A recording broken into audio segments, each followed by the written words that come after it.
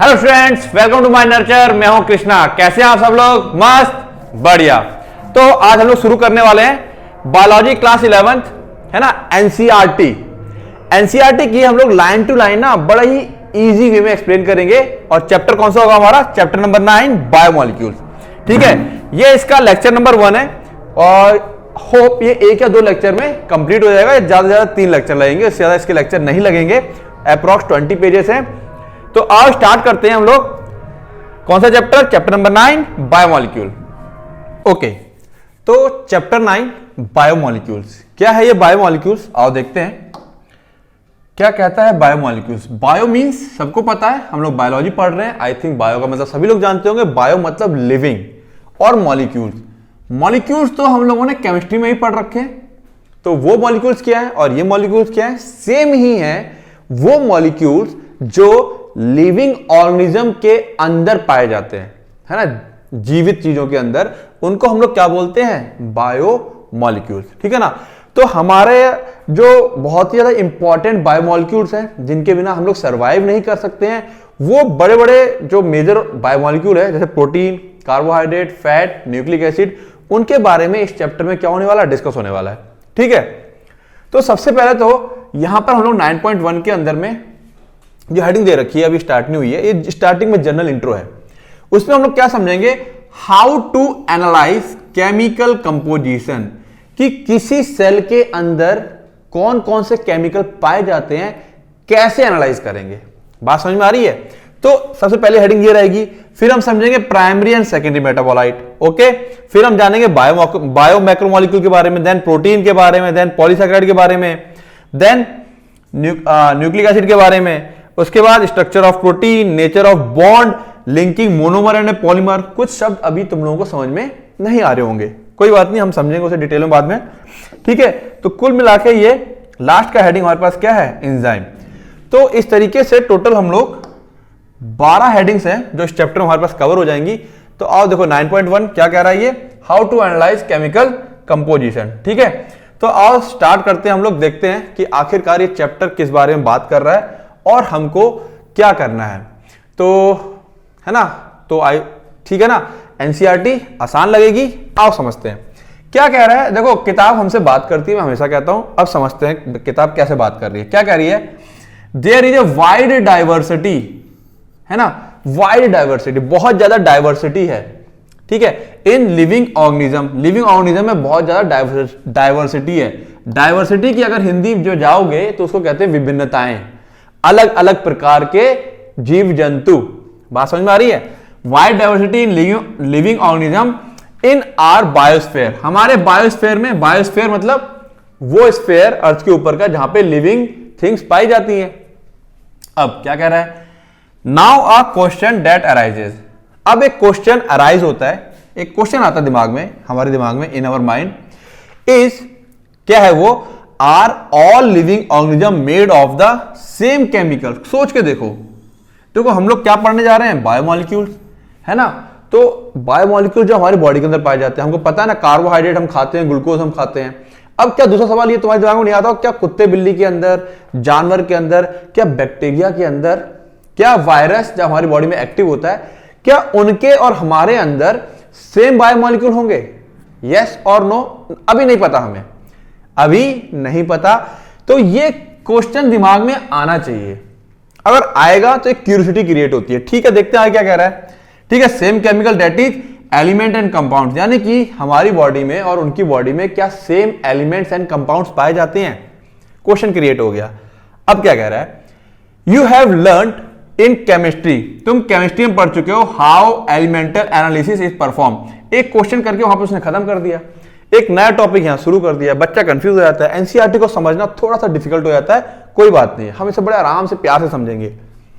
You have learn, तुम पढ़ चुके हो केमिस्ट्री में, how elemental analysis is perform. पढ़ चुके हैं, पढ़ा हुआ है, लैब में जाकर के परफॉर्म किया होगा कि किस तरीके से हम लोग कंपाउंड की जांच करते हैं, उसके अंदर क्या है। जिन बच्चों ने परफॉर्म किया है उनको आइडिया हो गया होगा कि किस तरीके से लैब में हम लोग एक कंपाउंड के अंदर क्या क्या एटम्स है या क्या क्या चीजें हैं उसको लोग ढूंढते हैं। ठीक है ना। देन आगे क्या कह रहा है? If we perform such an analysis, अगर हम ऐसी एक एनालिसिस करें on plant tissue, animal tissue और माइक्रोबियल पेस्ट। वही सेम एक्सपेरिमेंट अगर मैं प्लांट टिश्यू के ऊपर करूं, एनिमल टिश्यू के ऊपर करूं या माइक्रोबियल पेस्ट, माइक्रोब छोटे छोटे से होते हैं तो माइक्रोब से ऐसा गुच्छा से लिया जाएगा चिपचिपा टाइप का, जैसे बैक्टीरिया को ग्रो करवाते हैं, तो इसीलिए टर्म इस्तेमाल हुआ माइक्रोबियल पेस्ट। एक माइक्रोब को हम नहीं उठा सकते, है ना, एक माइक्रोब बैक्टीरिया को निकाल करके जिसका साइज माइक्रोमीटर में है हम उसे जज नहीं कर सकते, तो इसीलिए माइक्रोबियल पेस्ट कहा गया है।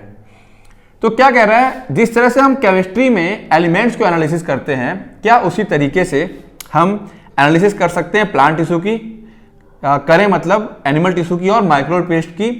तो क्या कह रहा है, we obtain a list of elements, like हम लोग एक एलिमेंट की लिस्ट मिल जाएगी हमको, जब हम इन टिश्यूज को एनालाइज करेंगे तो हमें कुछ एलिमेंट्स की लिस्ट मिलेगी कि उसके अंदर क्या क्या मिले। तो हम क्या देखते हैं, क्या क्या मिल गए हमको उसके अंदर, देखो जरा, carbon, hydrogen, oxygen and several others and their respective content per unit mass of living tissue.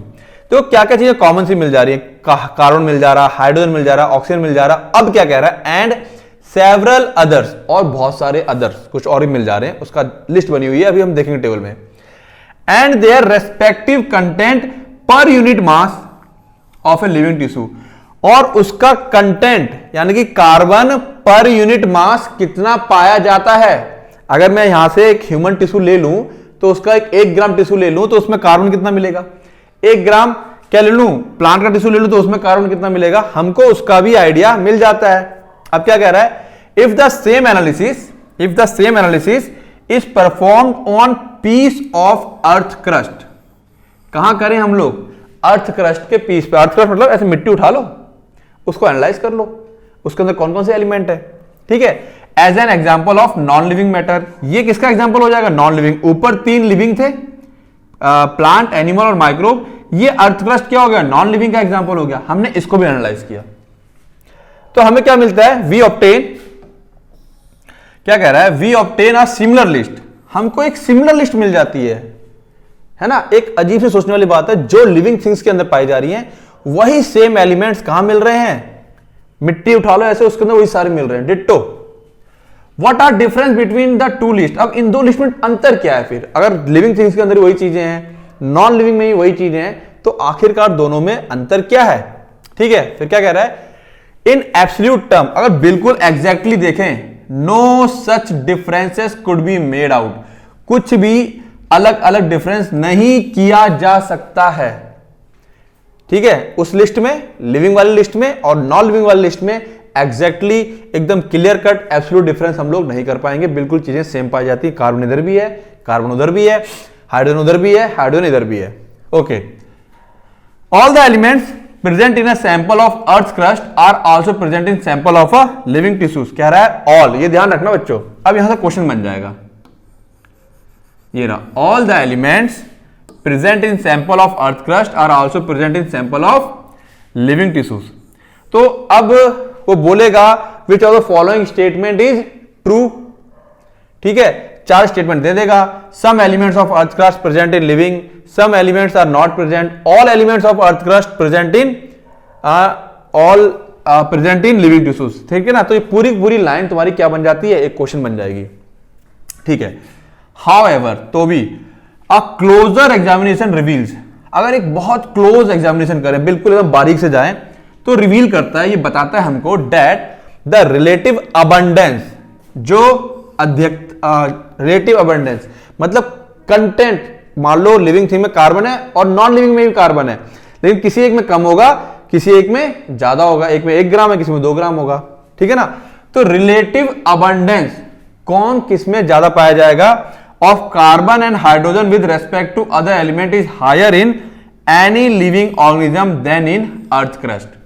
तो साफ साफ कह रहा है, अगेन एक क्वेश्चन तुम्हारा यहां क्रिएट हो जाता है कि जो रिलेटिव अबंडेंस है, जो अधिकता है किसकी, कौन चीज अधिक है, carbon and hydrogen with respect to other elements, जो दूसरे एलिमेंट्स है उसके रेस्पेक्ट में कार्बन और हाइड्रोजन की जो अबंडेंस है, अधिकता है, वो थोड़ी ज्यादा है in any living organism than in earth crust. Earth crust के कंपैरिजन में कार्बन और हाइड्रोजन जो है वो दूसरे एलिमेंट्स के मुकाबले थोड़े से ज्यादा पाए जाते हैं। 2 क्वेश्चन यहां से क्रिएट होते हैं तुम्हारे पास, जो तुमको नोट कर लेने, 2 लाइनें बिल्कुल याद कर लो, ठीक है ना। नीट लेवल पे बिल्कुल ये लाइनें आ सकती हैं उठ करके। चले आगे। तो ये हो गया जनरल बातें, क्या क्या राइज हुआ। अच्छा, क्या नॉन लिविंग लिविंग में सब एक जैसा पाया जाता है एलिमेंट? क्या प्लांट, एनिमल्स और माइक्रोब्स में एक जैसे एलिमेंट्स पाए जाते हैं? ये क्यूरियोसिटी दिमाग में आनी चाहिए। जब क्यूरियोसिटी क्रिएट होगी तो चैप्टर पढ़ने में मजा आएगा। बात समझ में आ रही है? चलो आगे देखते हैं। अब कह रहा है how to analyse chemical composition. ये बातें तो हो गई, एनालाइज कैसे करें, कैसे जाने कि उसके अंदर उसका केमिकल कंपोजिशन, उसके अंदर क्या क्या चीजें हैं। ठीक है, तो आओ देख लेते हैं कैसे जाने इसको हम लोग। ठीक है, we can continue asking in the same way what type of organic compounds are found in living organism. We can continue asking the same way, है ना, हम लोग कंटिन्यू लगातार ये पूछ सकते हैं उसी तरीके से, क्या what type of organic compounds are found in living organism. देखो बच्चों ध्यान रखना, देखो ये छोटी छोटी चीजें हैं जो बच्चा मिस कर देता है। किसकी बात हो गई? ऑर्गेनिक कंपाउंड मतलब कंपाउंड कंटेनिंग कार्बन, है ना। इनऑर्गेनिक जिनके अंदर कार्बन नहीं होता है, तो ये है ऑर्गेनिक कंपाउंड। ठीक है, are found in living organism. अब यहां बात चलने लगी है ऑर्गेनिक कंपाउंड्स की। कौन से ऑर्गेनिक कंपाउंड्स फाउंड होते हैं लिविंग ऑर्गेनिज्म में? ठीक है, how does one go about finding the answer. कैसे कोई इसका आंसर ढूंढ सकता है, जान सकता है, हाउ। तो आओ देखते हैं। टू गेट एन आंसर, हमें आंसर ढूंढने के लिए one has to perform a chemical analysis. किसी को एक केमिकल एनालिसिस यानी कि केमिकल एनालिसिस करनी पड़ेगी, केमिकल को जांचना पड़ेगा। ओके, देखते हैं आगे क्या कह रहा है।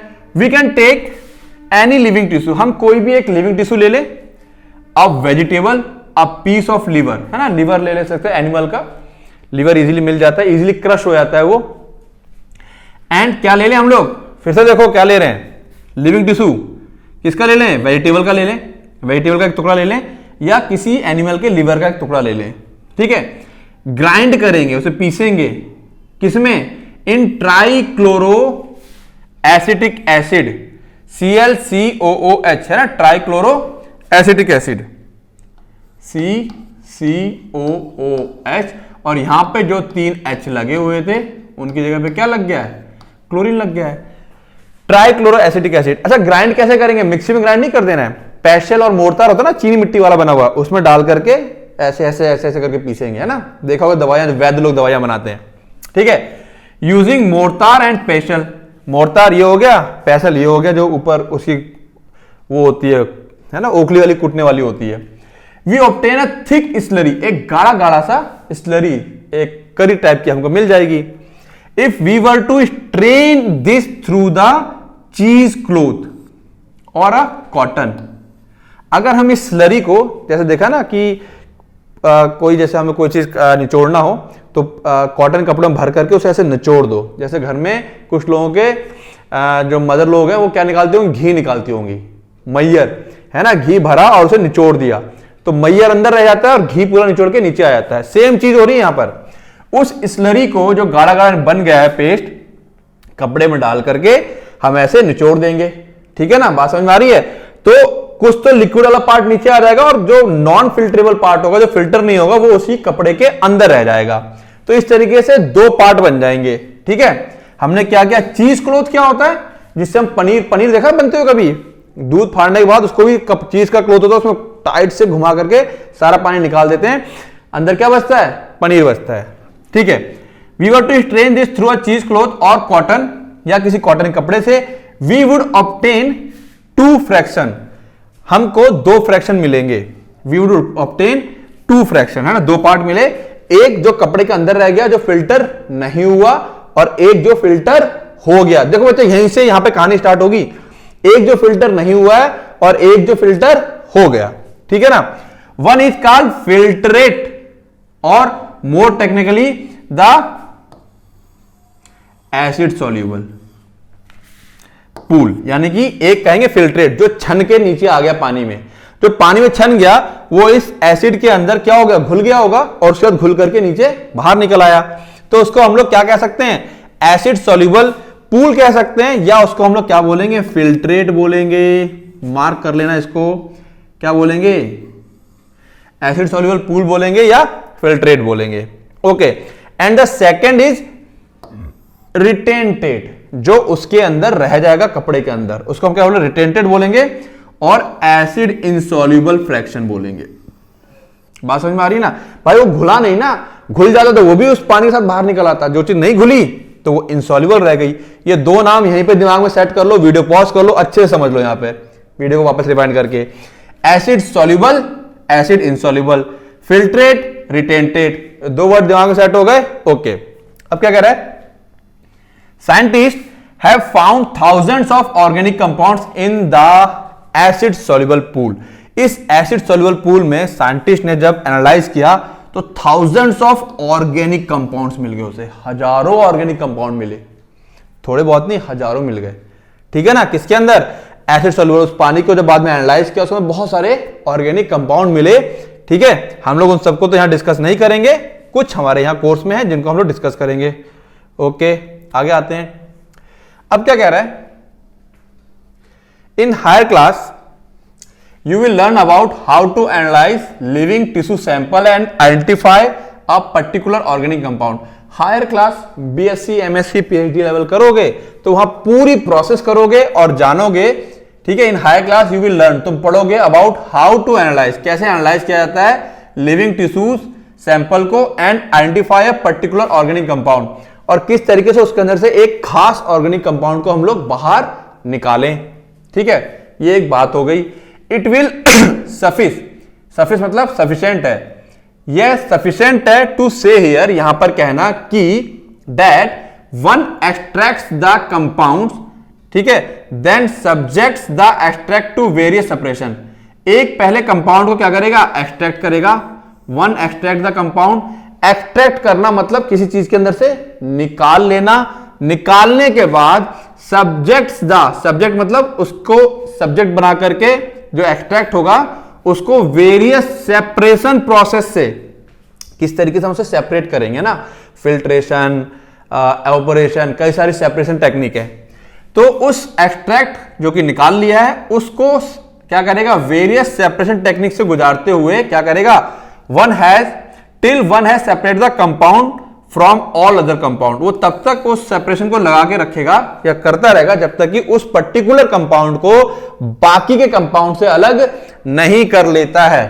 ठीक है ना, तो यहां पर ये कह रहा है कैसे करेंगे, बात हमें मतलब की नहीं, हम यहां इतना कह सकते हैं कि there that one extract the compound, कोई एक जो है, एक मतलब कोई जो साइंटिस्ट जो एक्सपेरिमेंट कर रहा है वो कंपाउंड को एक्सट्रैक्ट करेगा, देन सब्जेक्ट्स द एक्सट्रैक्ट, यानी कि उस एक्सट्रैक्ट को लगाएगा किसमें, सेपरेशन करने पे लगा देगा, उसको सेपरेट करेगा बाकी कंपाउंड से, टिल वन हैज सेपरेटेड, जब तक कि कोई उसको सेपरेट ना कर ले कंपाउंड को फ्रॉम ऑल अदर कंपाउंड्स, बाकी कंपाउंड से। ये लाइन समझ में आ रही है बच्चों, यही बस थोड़ी सी बच्चे थोड़ा सा क्या करते हैं, समझने में दिक्कत कर देते हैं। क्लियर है, ओके। इन अदर वर्ड, दूसरे शब्दों में बात करें, one isolates and purify a compound, सीधा कह सकते हैं कि वन मतलब हमें क्या कह रहा है कि कोई भी साइंटिस्ट होगा या जो लैब में काम करेगा वो आइसोलेट की हिंदी अलग कर लेना, अलग करेगा और प्यूरिफाई करेगा, बिल्कुल प्योर कर लेगा अ कंपाउंड, किसी एक कंपाउंड को। ये काम होता है कंपाउंड को अलग करना फिर प्यूरिफाई कर लेना। क्लियर है, बात समझ में आ गई। Now analytical techniques when applied two compounds, कह रहा है जो टेक्निक्स है हमारे पास लैब में, जब हम उसको क्या कह रहा है, analytical techniques when applied to the compounds give us an idea of the molecular formula. ठीक है ना, वो हमको क्या करती हैं, एक मॉलिक्यूलर फॉर्मूला का आइडिया देती हैं, and the probable structure of the compound. जो टेक्निक, एनालिटिकल टेक्निक्स हम लगाते हैं कि ये हो सकता है, ये हो सकता है, वो हमको एक आइडिया देती है किसके बारे में, मॉलिक्यूलर फॉर्मूला के बारे में, and the probable structure of the compound, compound का क्या स्ट्रक्चर हो सकता है। तो इस बारे में हमको जो एनालिटिकल टेक्निक्स हैं, जो लैब में एनालाइज करने के तरीके होते हैं, उनसे हमको मॉलिक्यूलर फॉर्मूला और स्ट्रक्चर का पता चलता है। ठीक है, तो ये सब बातें यहां पर क्या बच्चों, नीट के तो लाइक इंपॉर्टेंट नहीं है, बट एक जनरल इंफॉर्मेशन चल रही है कि कैसे एक्सट्रैक्ट किया जाता है, बच्चे दिमाग में रहते हैं ना कैसे करें। तो कौन सी टेक्निक हमें फॉर्मूला बताएगी, कौन सी टेक्निक हमें ये बताएगी, वहां जाने की जरूरत नहीं है। Okay, all the carbon compounds that we get, सारा का सारा कार्बन कंपाउंड जो हमें मिलता है from living tissue can be called biomolecules. ठीक है ना। ऑल द, ये होगी लाइन तुम्हारी इंपॉर्टेंट, मार्क कर लो। All the carbon compound that we get from living can called biomolecule. ठीक है ना। इसको मैं एक अलग कलर से भी मार्क कर देता हूं। ओके, हाउएवर, तो भी है ना, फिर भी living organism have also got inorganic elements. Living organism में ये तो मिलता है कार्बन वाला, ऑर्गेनिक तो मिल ही गया, बट इनऑर्गेनिक कंपाउंड्स भी होते हैं। हाउएवर, लेकिन या तो भी living organism have also got, living organism also got inorganic elements, उसके पास इनऑर्गेनिक एलिमेंट्स भी होते हैं। एंड कंपाउंड्स इन देम, उसके अंदर इनऑर्गेनिक एलिमेंट्स और कंपाउंड्स भी होते हैं, यानी कि लिविंग ऑर्गेनिज्म के पास ऑर्गेनिक और इनऑर्गेनिक कंपाउंड्स दोनों होते हैं। Okay, how do we know this? Okay, अब हमको इनऑर्गेनिक कंपाउंड होते हैं, how do we know this? कैसे जाने कि उसके अंदर इनऑर्गेनिक कंपाउंड भी है? ऑर्गेनिक कैसे होते हैं जान लिया हमने, प्रोसेस पूरी फिल्ट्रेट वाली समझ में आई, गुड। अब देखते हैं कि इनऑर्गेनिक वाले को हम लोग कैसे जांचते हैं। उसके लिए थोड़ी सी अलग प्रोसेस है। A slightly different but destructive experiment. Destructive मतलब, यहां पर डिस्ट्रक्टिव मतलब कोई चीज डिस्ट्रॉय हो जाना, कोई चीज डिस्ट्रॉय हो जाना, क्योंकि यहां पर जो हम तरीका अपनाएंगे उसमें टिश्यू जो है पूरी तरीके से डिस्ट्रॉय हो जाता है। कैसे आओ देखते हैं। One weighs a small amount of living tissue. सबसे पहले कोई भी एक इंसान क्या करेगा, वेट करेगा small amount of living tissue से, कह लो कि एक लीफ या liver, and this is called the wet weight. सबसे पहले लिविंग टिश्यू जो पीस लिया है, ठीक है ना, हम उसको क्या कर लेंगे, उसको या सिंपल एक पत्ते को लेकर के हम वेट कर लेंगे, या एक लीवर को लेकर के हम वेट कर लेंगे, तो उसके अंदर अभी पानी भी मौजूद है ना। तो इसको हम लोग वेट को कौन सा क्या वेट कहते हैं, वेट वेट, है ना, गीला वेट, पानी के साथ वाला वेट। अब उसके बाद क्या करेंगे, वेट करने के बाद उसको सुखा देंगे। प्रोसेस समझ में आ रही है? इनऑर्गेनिक के लिए क्या, इनऑर्गेनिक के लिए, है ना, सबसे पहले एक टिश्यू ले लेंगे हम लोग, एक पत्ता या लिवर, उसको वेट करेंगे, इस वेट को वेट वेट कहा जाता है। फिर उसको सुखा देंगे। ऑल द वाटर एवोपरेट, जैसे सुखाएंगे सारा का सारा पानी एवोपरेट हो जाएगा, उड़ जाएगा। The remaining material gives dry weight, जैसे सारा पानी उड़ जाएगा तो बचा हुआ मटेरियल जो रह जाएगा एक सूखे पत्ते में, उसको हम लोग क्या बोलेंगे, ड्राई वेट, है ना, सूखा हुआ वेट। नाउ अब देखो क्या कर रहा है, यहां क्या चला के दिखाई है। If the tissue is fully burned, अब तुम उस पत्ते को पूरा जला दो तो लोगों सर उसमें राख बचेगी, राख बचेगी, लेकिन जैसे तुम उसको जला दोगे उसके अंदर का जितना भी कार्बन कंपाउंड होगा वो ऑक्सीजन के साथ रिएक्ट करके उड़ जाएगा, है ना। Now if we burn, all the carbon compounds are oxidised to gases form CO2 water vapour. थोड़ा बहुत पानी वगैरह होगा तो उड़ जाएगा, हीट होकर के, कार्बन होगा तो CO2 बन के उड़ जाएगा। यानी कि सीधी सी बात यह है, कार्बन कंटेनिंग कंपाउंड सारे खत्म हो जाएंगे। हो गया आसान, सारे कार्बन गायब तो ऑर्गेनिक कंपाउंड खत्म, जो बचे हुए कंपाउंड रह जाएंगे वो सब के सब क्या होंगे, इनऑर्गेनिक कंपाउंड, है ना, बिना कार्बन वाले। ठीक है ना। क्या कह रहा है, फिर से देखते हैं। Carbon compounds are oxidised to gases form CO2 water vapour and are removed, और क्या हो जाते हैं, रिमूव हो जाएंगे, चले जाएंगे। What is remaining is called, जो बचा रह गया है उसको हम लोग क्या कहते हैं, राख, ऐश कहते हैं। This ash contains inorganic element, इस राख में हमको इनऑर्गेनिक एलिमेंट्स मिलते हैं, जैसे कि कैल्शियम, मैग्नीशियम एटसेट्रा। ठीक है, लिस्ट बनी हुई है, अभी हम उसको चेक करेंगे। Okay, inorganic compounds like sulphate, अब क्या कह रहा है, इनऑर्गेनिक कंपाउंड लाइक सल्फेट, ये नाम याद रखने हैं, sulphate, phosphate etcetera are also seen in the acid soluble fraction. अब देखो यहां पे ना बच्चा ये क्या करता है, एनसीईआरटी में बात एकदम घुमा दी। यहां पर अभी बात करी कैल्शियम मैग्नीशियम की, चलो बढ़िया है, फिर एकदम से कहां आ गया, ये एसिड सॉल्युबल में बात कर रहा है, क्योंकि इनऑर्गेनिक की बात चल रही ना। कुछ इनऑर्गेनिक कंटेंट तो हमको ड्राई, सुखा करके, जला करके मिल जाता है, कुछ इनऑर्गेनिक कंटेंट जैसे कि कौन कौन से हैं यहां पर, ये इंपॉर्टेंट क्वेश्चन है, like sulphate and phosphate are also seen in the acid soluble fraction, ये एसिड सॉल्युबल फ्रैक्शन में हमको दिखाई पड़े।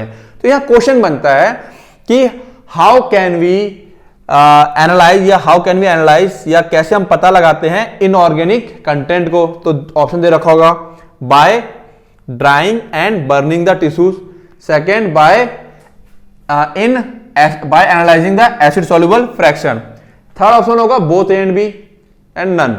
तो तुमने ये पढ़ रखा, तुम खटाक से लगा दोगे ड्राई, जला करके हमने उसे पता लगाया, बट कुछ हमको एसिड सॉल्युबल में ही मिल जाते हैं, इसीलिए दोनों में हमको ये एनालाइज करने पे मिल जाते हैं, कुछ एस बनकर उसमें मिलते हैं और कुछ यहां मिलते हैं। बात समझ में आ गई? तो यहां हो गया तुम्हारा थोड़ा सा कंफ्यूजिंग पार्ट जो एनसीईआरटी हमको बताती है। तो बिल्कुल डिस्टिंग्विश रखना है क्या चीजें जलाने के बाद मिल रही हैं, क्या चीजें हमें एसिड सॉल्युबल फ्रैक्शन में मिल रही हैं। Clear?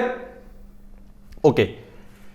Therefore elemental analysis gives element composition of living tissue.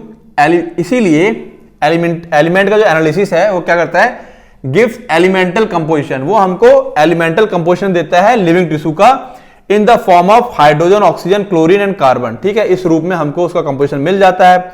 While analysis of compounds, ये हो गया एलिमेंटल एनालिसिस, ध्यान रखना एलिमेंट्स कौन कौन से पाए जा रहे हैं। व्हाइल एनालिसिस ऑफ कंपाउंड्स, ये किसकी बात चल रही है, compounds, gives an idea of the kind of organic and inorganic constituent. Compound हमको एक आइडिया देता है, एनालिसिस करेंगे इनऑर्गेनिक कंपाउंड्स की, वो हमें आइडिया दे रहा है कि किस किस टाइप के इनऑर्गेनिक कंपाउंड्स हमको मिलेंगे। तो कह रहा है टेबल 9.2, ठीक है, figure 9.1 and table 9.2 present okay idea and inorganic constituent. ठीक है, ऑर्गेनिक के लिए फिगर बता रहा है 9.1 और इनऑर्गेनिक के लिए टेबल बता रहा है 9.2। तो देखो सामने ही है, इनऑर्गेनिक के लिए कौन कौन से कंपोनेंट है, sodium, potassium, calcium, magnesium, water and compounds कौन कौन से, ये सारे कैसे हो गए, ये सारे एलिमेंटल फॉर्म में हो गए। वाटर एक कंपाउंड, उसमें वाटर तो खैर होता ही सब में। कंपाउंड्स की बात करें तो NaCl, calcium carbonate, phosphate and sulphate. ठीक है, फिगर जो 9.1 है और नेक्स्ट पेज पे हम लोग देखेंगे अभी। ओके, उसको देखते हैं अभी फिगर 9.1 को। ये टेबल है हमारे पास, ये टेबल है 9.1। ठीक है, 9.1 टेबल क्या कंपैरिजन करवा रहा है, इसको भी देख लेते हैं एक बार हम लोग। अर्थ क्रस्ट, ठीक है ना, परसेंटेज वेट ऑफ एलिमेंट्स का, ये अर्थ क्रस्ट की बात कर रहा है और ये किसकी बात कर रहा है, ह्यूमन बॉडी की बात कर रहा है। किसमें किस तरह से कंपैरिजन करा रखा है।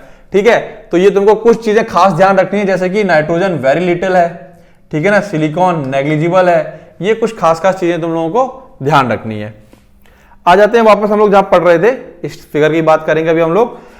Okay, from a chemistry point of view, अगर केमिस्ट्री के पॉइंट ऑफ व्यू से हम लोग बात करें, केमिस्ट्री के हिसाब से बात करें, one can identify functional group. हम लोग उसके अंदर फंक्शनल ग्रुप को भी फाइंड आउट कर सकते हैं, like aldehyde, ketones, aromatic compound, इस तरीके से कि जो कंपाउंड मिल रहे हैं वो एल्डिहाइडिक है या कीटोनिक है या एरोमेटिक है।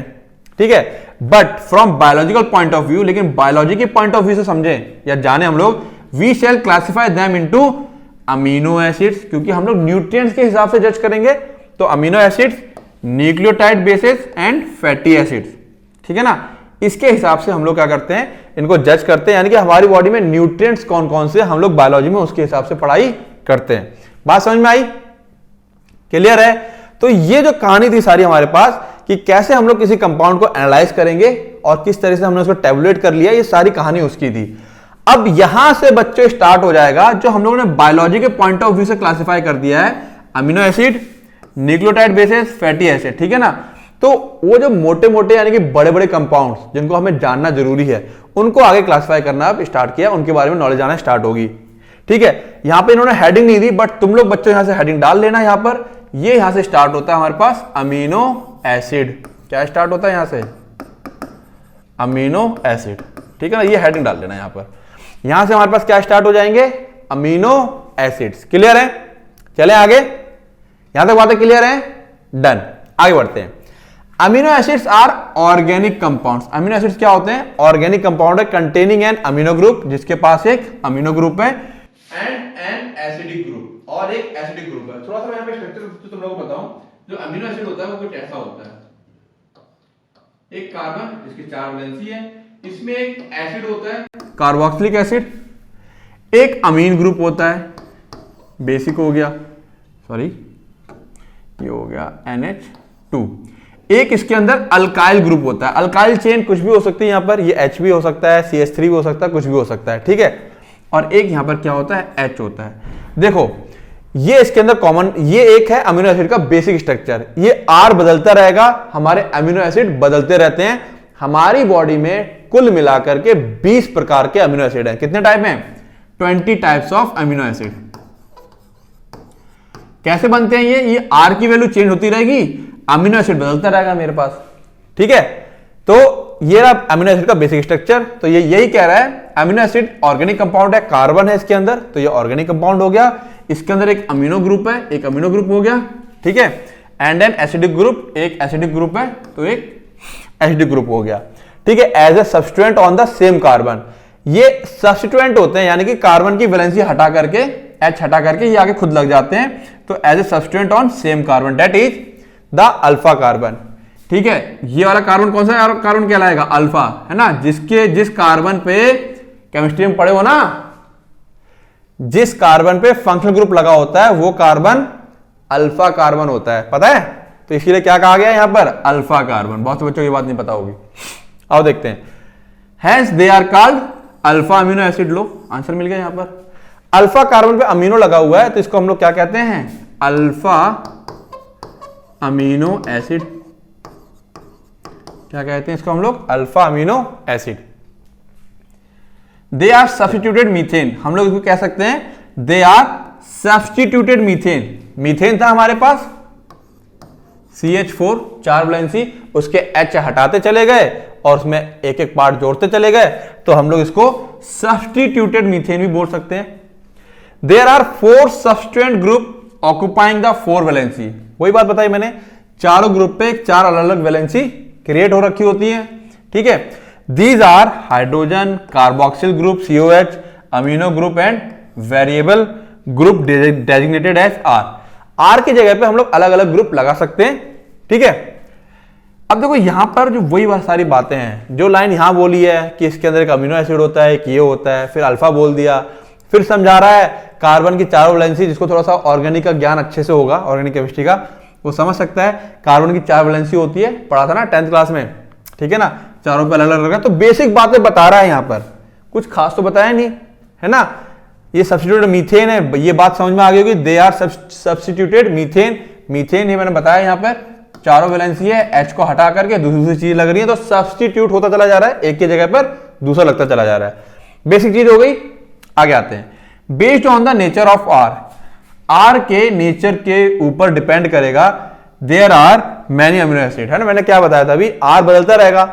R कभी H हो जाएगा, कभी CH3 हो जाएगा, कभी C2H5 हो जाएगा, कभी कोई एरोमेटिक ग्रुप लग जाएगा। उसके हिसाब से मेरा ये अमीनो एसिड क्या होता रहेगा, नाम, मतलब अमीनो एसिड के नाम बदलते रहेंगे, अमीनो एसिड अपने रूप बदलते रहेंगे, ओके।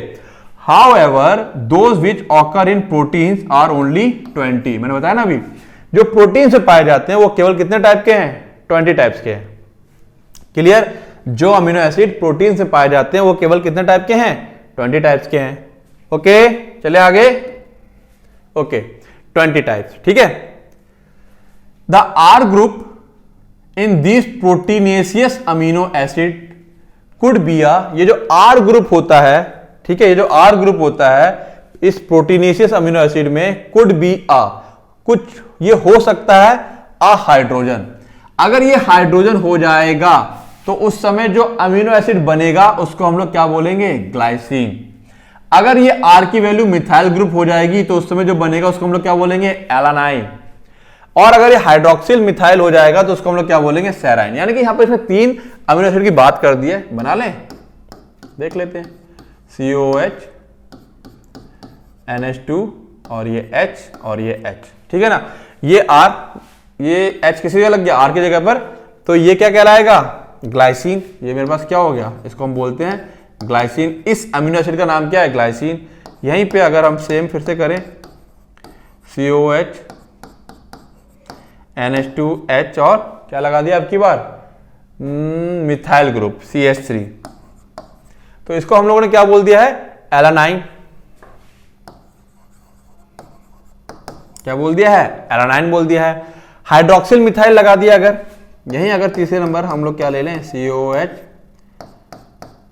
NH2, H और CH2OH। अगर ये लगा दिया है तो इसका नाम क्या पड़ जाएगा? सेराइन। इसी को हम लोग क्या बोलेंगे? सेराइन बोल देंगे। तो मेरा कहने का मतलब समझ में आ गया, आर की वैल्यू बदलती रहती है और मेरे पास अमीनो एसिड के नाम बदलते रहते हैं, ठीक है, etcetera. 3 of the 20 are shown in figure 9.1। जो फिगर अभी 9.1 हम लोगों ने देखा नहीं है, उसकी हम बात करेंगे अभी। देखें यहां पर, हाँ ये देखो, ग्लाइसिन, एलानिन और सेराइन, ग्लाइसिन, एलानिन और सेराइन, है ना, एनसीईआरटी में दे रखा है। ये 3 अमीनो एसिड जो बेसिक है हमारे पास, ठीक है। और वापस आते हैं हम लोग, अभी चलते हैं आगे। तो कह रहा है ये 3 फिगर में दिखा रखे हैं, जिसको हमने देखे अभी, मैंने यहां बना भी दिए हैं। अब क्या कह रहा है, the chemical and physical properties of amino acids, amino acids की केमिकल और physical property are essentially of the amino, carboxyl and R functional group. ये 3 पे डिपेंड करेगी। अमीनो एसिड जो अमीनो ग्रुप लगा हुआ है, जो कार्बोक्सिल ग्रुप लगा हुआ है और जो आर फंक्शनल ग्रुप लगा हुआ है। ये जो आर लगा हुआ है यहां पर, ये आर कौन सा है, ठीक है। इन 3 चीजों पर इंपॉर्टेंट लाइन हो गई है, इसकी फिजिकल और केमिकल प्रॉपर्टी डिपेंड करेगी। बात समझ में आ रही है। तो एनसीईआरटी की तो हर एक लाइन इंपॉर्टेंट है, पता ही है, ठीक है। Based on number of amino and carboxyl group, किस पे डिपेंड, एक कह रहा है बेस्ड ऑन, किसके ऊपर बेस्ड, अमीनो और कार्बोक्सिल ग्रुप के ऊपर based. They are acidic, basic और न्यूट्रल। अमीनो एसिड्स एसिडिक हो सकते हैं, बेसिक हो सकते हैं और न्यूट्रल हो सकते हैं।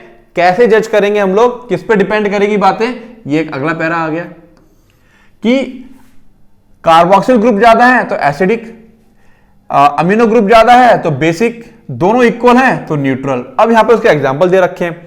एसिडिक का एग्जांपल ग्लूटामिक एसिड, बेसिक का एग्जांपल लाइसिन, न्यूट्रल का एग्जांपल वेलाइन। ये अमीनो एसिड के एग्जांपल दे रखे हैं, इंपॉर्टेंट है, याद करने पड़ेंगे, okay. Similarly there are aromatic amino acid, जहां पे बेंजीन रिंग आ जाएगी तो हम लोग क्या कहेंगे, एरोमेटिक अमीनो एसिड। पहला पैरा इंपॉर्टेंट, दूसरी लाइन इंपॉर्टेंट, तीसरा line important. Aromatic amino acid कौन कौन से हैं, tyrosine, phenylalanine and tryptophan, tryptophan. 3 example तो दे ही रखे, तो ये तुमको लर्न करने ही पड़ेंगे। आगे आते हैं। A particular property of amino acid is ionizable nature of NH2। इसकी एक बड़ी खास प्रॉपर्टी, ये चौथा पॉइंट, ये आ गया चौथा पॉइंट। ये सारे पॉइंट इंपॉर्टेंट है, सब आ चुके हैं, ठीक है ना। आयनाइजेबल नेचर, जो NH2 होता है उसका नेचर कैसा है, आयनाइजेबल है, एंड COH ग्रुप, यानी कि इन दोनों का नेचर कैसा है, आयनाइजेबल है। Hence in solution of different pH the structure of amino acids changes। अलग अलग पीएच में इनका स्ट्रक्चर क्या हो जाता है, चेंज हो जाता है। तो आओ देखते हैं हम लोग क्या हो रहा है यहां पर। अब ये देखो यहां पर क्या हो गया, NH2 होना चाहिए था, यहां पर क्या आ गया H+, है ना।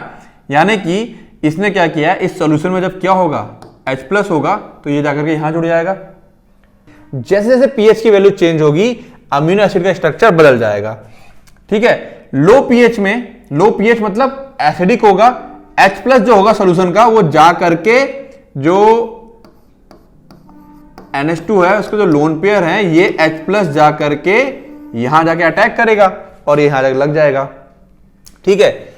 हाई पीएच में, हाई पीएच मतलब बेसिक, है ना, पीएच मोर देन 7 कैसा हो जाएगा, बेसिक।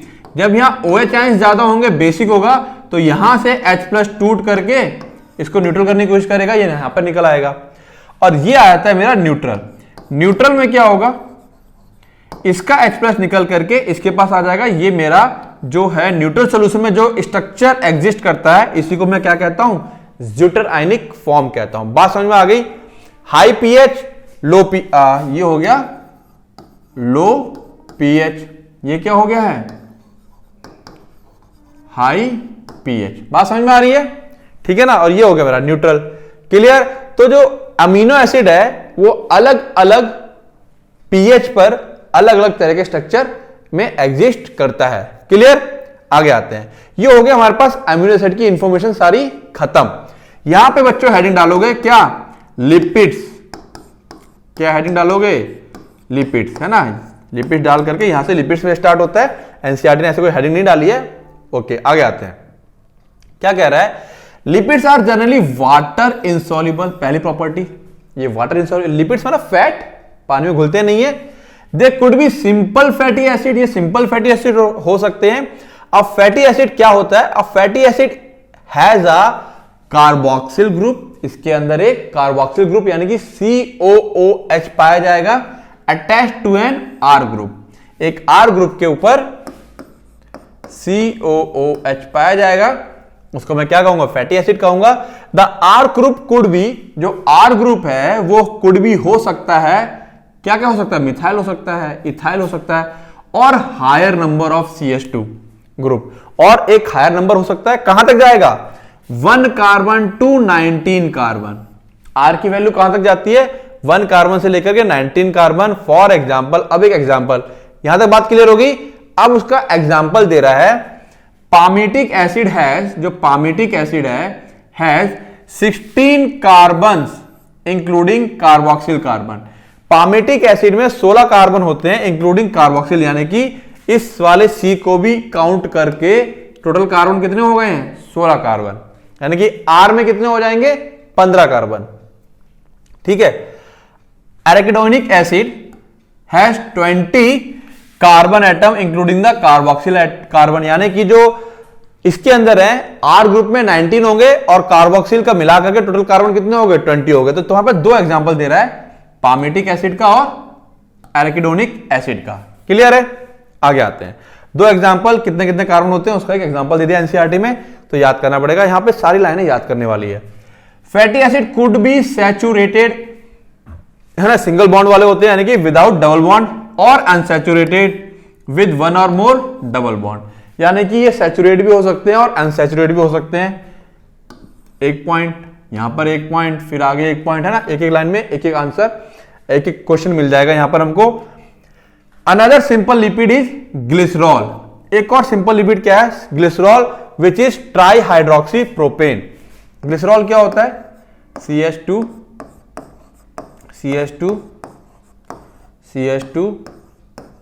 OH OH OH, है ना, क्या कह रहा है, ट्राई हाइड्रोक्सी प्रोपेन।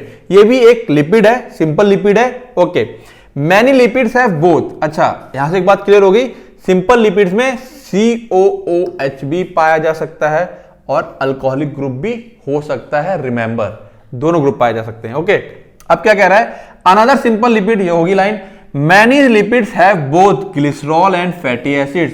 कुछ लिपिड्स ऐसे होते हैं जिनमें दोनों पाए जाते हैं, ग्लिसरॉल भी पाया जाएगा और फैटी एसिड भी पाया जाएगा। Here the fatty acids are found esterified with glycerol.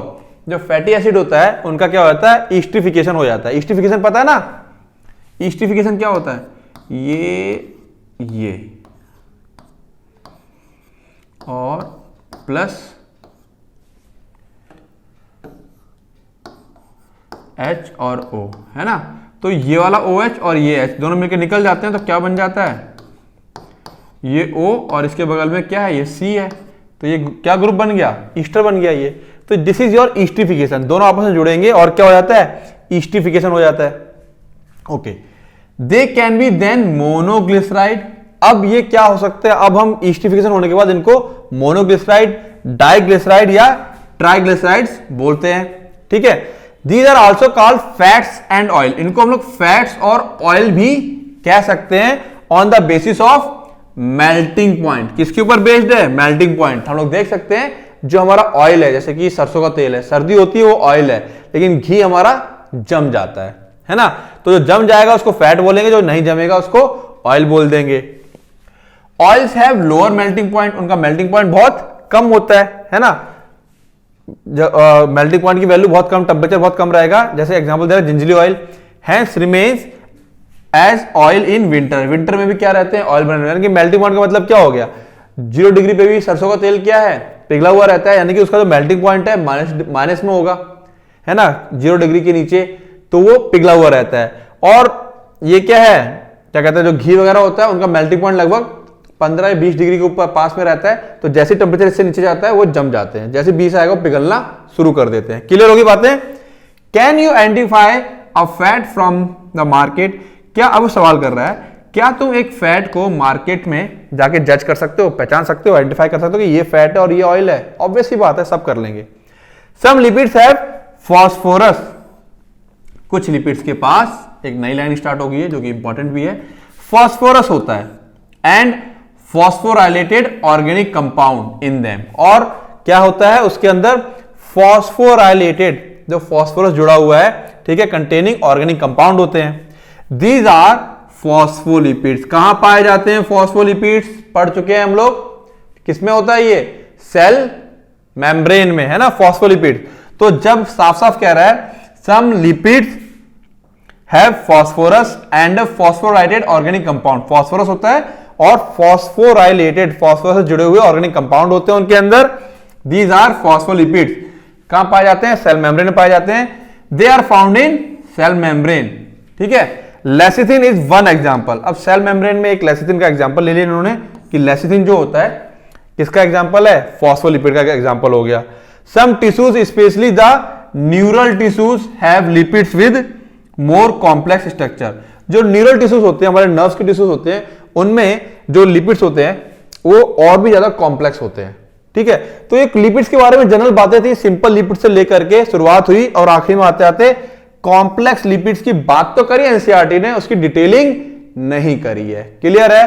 तो अगर कहीं किसी दूसरी बुक को पढ़ रहे हो तो ना पढ़ना, उसे डिटेलिंग हमारे कोर्स में नहीं आएगी। क्लियर है? तो यहां से सारे एग्जांपल्स तुमको बच्चों काउंट करने हैं। सेल मेम्ब्रेन में फॉस्फोलिपिड है, लेसिथिन में फॉस्फोलिपिड है, ये सारे इसके अंदर एग्जांपल बहुत सारे हो जाते हैं। क्लियर है? चले आगे। गुड, आगे आते हैं। Now living organism have a number of carbon compounds. कह रहा है, अब यहां पर देखो जो कहानी आने स्टार्ट हो जाएगी हमारे पास, वो यहां पे तुम हेडिंग डालोगे किसकी? न्यूक्लियोटाइड। किसकी हेडिंग डालोगे? Nucleotide. Living organisms have a number of carbon compounds in which heterocyclic rings can be found. Living organism के अंदर नंबर ऑफ कार्बन कंपाउंड्स, बहुत सारे कार्बन कंपाउंड्स पाए जाते हैं, in which heterocyclic ring can be found. अब मैं तुम लोगों को बता दूं, जो बच्चे जस्ट अभी 10th के बाद 11th पढ़ रहे होंगे उनको थोड़ी सी यहां पर समझने में दिक्कत आ सकती है, और जो बच्चे 12th में आ गए हैं, है ना, उन लोगों ने पढ़ लिया होगा चैप्टर नंबर 6 बायो का, है ना, मॉलिक्यूलर बेसिस ऑफ इनहेरिटेंस, तो वहां पर उन बच्चों को ज्यादा समझने में दिक्कत नहीं आएगी। तो मैं तुमको थोड़ा सा इसमें हिंट देता हूं तुम लोगों को। क्या है? हेट्रोसाइक्लिक रिंग, एक रिंग होती है हमारे पास, ये वाली। हेट्रोसाइक्लिक क्यों कहा गया है? क्योंकि इसमें 1 2 3 4 तो कार्बन है और एक ऑक्सीजन है, तो इस रिंग को हम लोग क्या कहते हैं? Heterocyclic ring. बात समझ में आ गई? हेट्रोसाइक्लिक रिंग, ठीक है। अब क्या कह रहा है? Some of these are nitrogen bases, ठीक है। ये हो गया हमारे पास राइबोस, है ना, जो राइबोस की रिंग होती है वो है। और कह रहा है कुछ नाइट्रोजन बेसेस होते हैं। नाइट्रोजन बेस बच्चों मैं बता दूं, अभी हम यहां पे हमको ना पूरा का पूरा क्या करना पड़ेगा? डीएनए का स्ट्रक्चर थोड़ा सा समझना पड़ेगा। देखो मैं बताता हूं, यहां पर नेक्स्ट पेज पे हमारे पास ये देखो, ग्लूकोज एक ओ लगा हुआ है, हेट्रोसाइक्लिक रिंग। राइबोस एक ओ लगा हुआ है, हेट्रोसाइक्लिक रिंग, ठीक है ना। ये शुगर हो गए। अब मैं अगर बात करूं तुम्हारी किसकी, ये लेसिथिन का दे रखा है, फैट सॉइल दे रखा है। ये देखो जो नाइट्रोजन बेसिस हैं, कौन है? नाइट्रोजन बेसिस दो दे रखे हैं यहां पर, प्यूरिन्स। प्यूरिन्स के अंदर ना दो रिंग पाई जाती है, 1 2। इसके अंदर भी देखो क्या है? हेट्रोसाइक्लिक रिंग, कार्बन भी है, नाइट्रोजन भी है। ये पाइरीमाइडिन सिंगल रिंग होती है। यहां देखो अगेन 1 2 क्या है? Heterocyclic ring. ये बात समझ में आ रही है? ये क्या है? सवाल आ रहा होगा सर ये है क्या?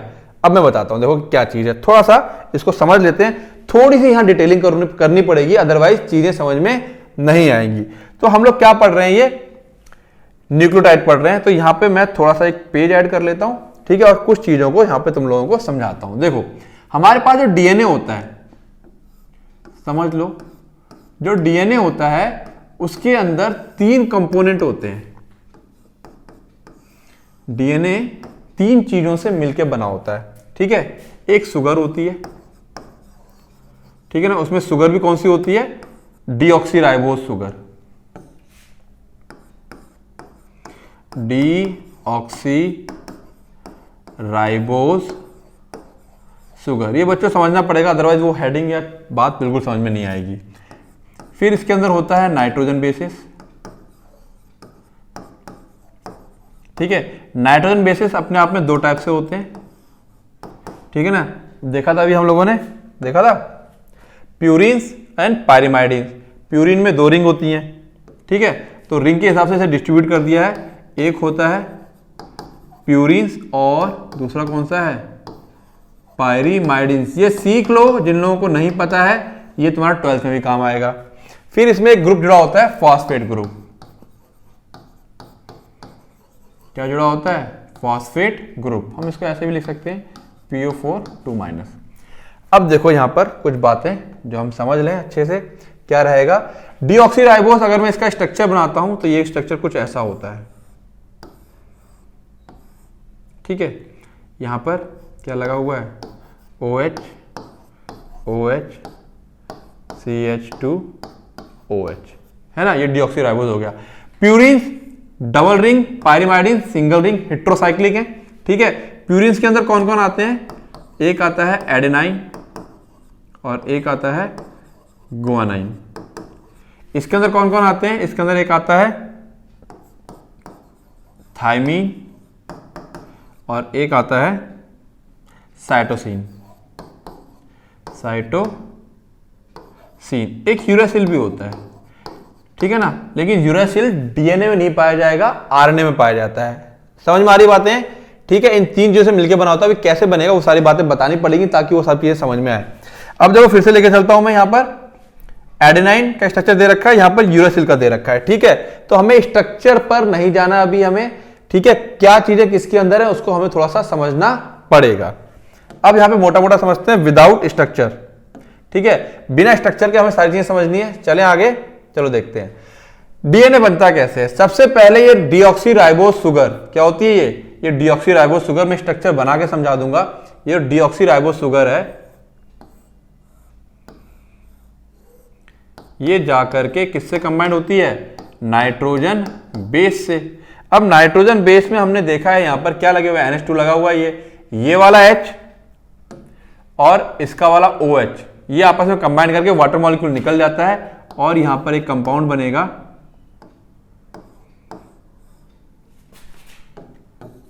समझ लेना इसको बहुत अच्छे से। ठीक है, यहां क्या लग जाता है, नाइट्रोजन बेस, बाद बाकी पूरा स्ट्रक्चर एज इट इज रहेगा।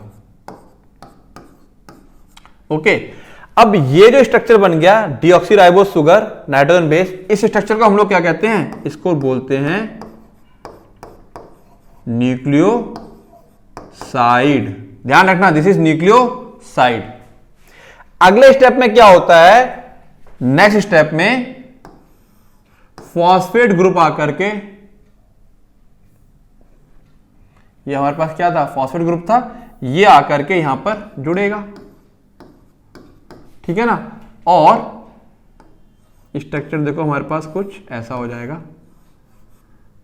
यहां तो nitrogen base as it is रहेगा, यहां पर OH रहेगा, ये क्या है CH2 और यहां लग जाता है ये PO4 2-।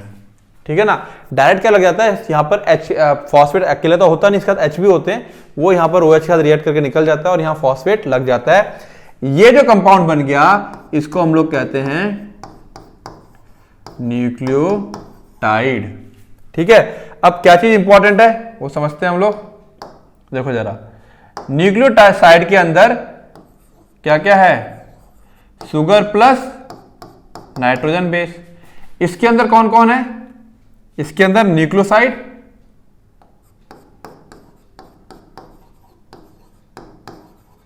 प्लस फॉस्फेट, है ना। अब ये न्यूक्लियोटाइड होता है ना, ये बेसिक यूनिट है किसकी, डीएनए की। एक न्यूक्लियोटाइड फिर दूसरा जुड़ता है, फिर तीसरा जुड़ता है और हमारा डीएनए बनता हुआ चला जाता है। बना के दिखाता हूं थोड़ा सा कि डीएनए बनता कैसे है। ये स्ट्रक्चर समझ में आया, क्लियर है, नोट कर लो पॉज करके। ठीक है, आगे आते हैं। अब देखो थोड़ा डीएनए का बता देता हूं मैं। डीएनए देखो, डीएनए तुम लोगों ने देखा होगा ना, इस टाइप से रहता है ना, 2 स्ट्रैंड रहती हैं और ये इस टाइप से जुड़ा हुआ रहता है, देखा होगा ना इस टाइप से। तो यहाँ पे देखो क्या हो रहा है, वो न्यूक्लियोटाइड है, वो देख न्यूक्लियोटाइड, वो ऐसे करके ऐसे आएगा।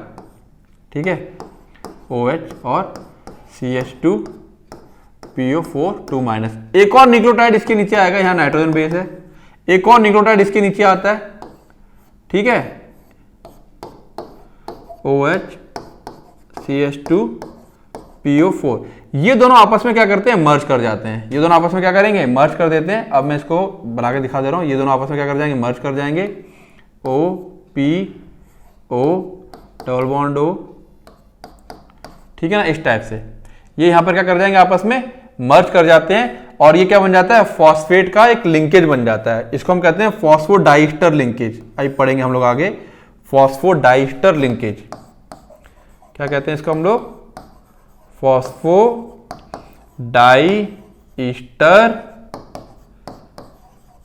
लिंकेज। ये बात समझ में आ रही है? थोड़ा सा अटपटा लग रहा होगा, कहां चले गए सर, मैं चला कहीं नहीं गया, ये सब बातें अभी एनसीईआरटी में आगे लिख के आएंगी। इस तरीके से एक स्ट्रैंड बनती हुई चली जाती है, पलट करके एक और स्ट्रैंड लग जाती है, नाइट्रोजन बेस आपस में जुड़ते चले जाते हैं, चिपकते चले जाते हैं, ठीक है। मान लो यहां पर क्या है, नाइट्रोजन बेस एडेनिन लगा हुआ है, तो इसके साथ में यहां पर थायमिन वाला लगा होगा। मान लो यहां गुआनिन लगा हुआ है, इसके साथ में यहां पर ट्रिपल बॉन्ड के साथ साइटोसिन लगा होगा, और एक और चेन ऐसे करके उल्टी करके लगी होगी, और ये दो चेन इस तरह से चलती चली जाती हैं।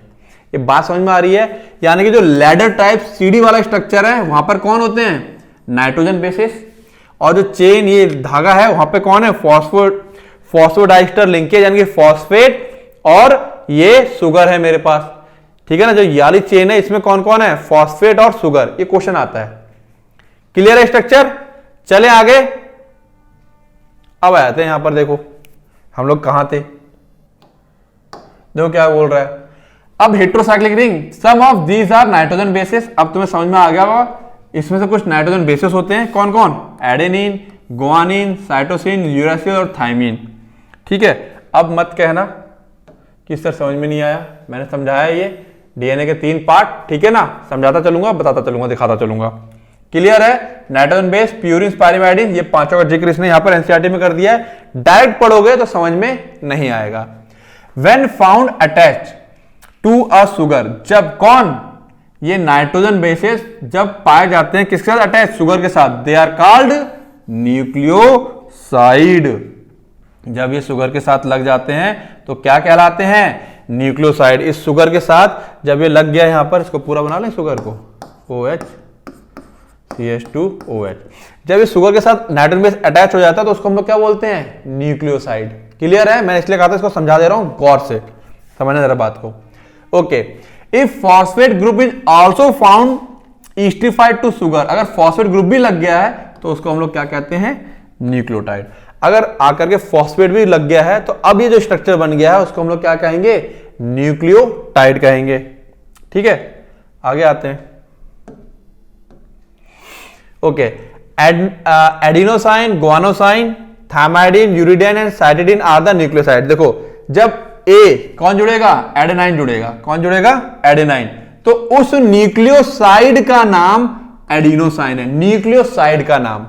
जब गुआनिन जुड़ेगा तो गुआनोसिन, जब थायमिन जुड़ेगा थायमाइडिन, यूरासिल जुड़ेगा यूरिडाइन, एंड जब साइटोसिन जुड़ेगा तो साइटोडिन आर द न्यूक्लियोसाइड। ये न्यूक्लियोसाइड्स के नाम हो गए, कौन जुड़ेगा उसके हिसाब से बच्चा बड़ा कंफ्यूज रहता है, ये है क्या, समझ लो यहां पे अच्छे से।